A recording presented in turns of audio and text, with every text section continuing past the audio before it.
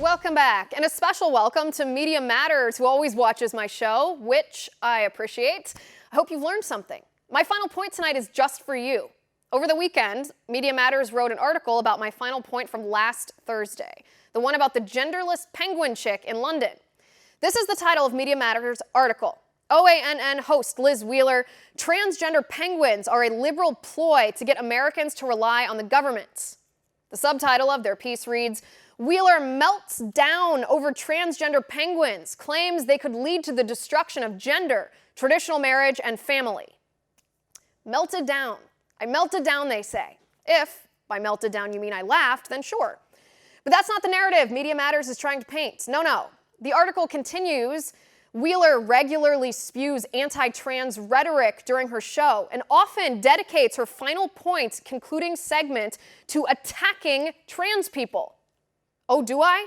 Do I attack trans people? Do I dedicate my final point to attacking people who suffer from gender dysphoria?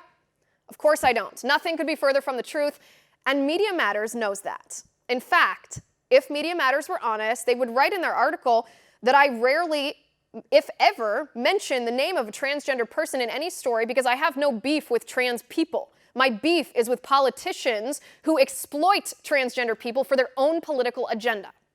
Furthermore, if Media Matters were honest, and I realize that's a stretch, they would report in their article what I say every time I talk about the transgender movement. I say we should be extremely compassionate to people suffering from gender dysphoria. It's an incredible burden. We should treat transgender people with the dignity and respect they deserve as people, as fellow children of Christ.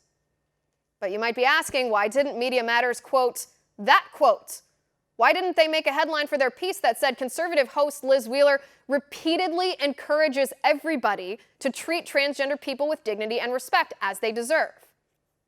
That's right, Media Matters just ignored that part. And here's why. This is an important point to make. Media Matters falsely accusing me of literally attacking trans people because the Democrats and the radical leftists are trying to create a reality where if you disagree with their political position on transgenderism, you are literally attacking transgender people. And that is literally insane.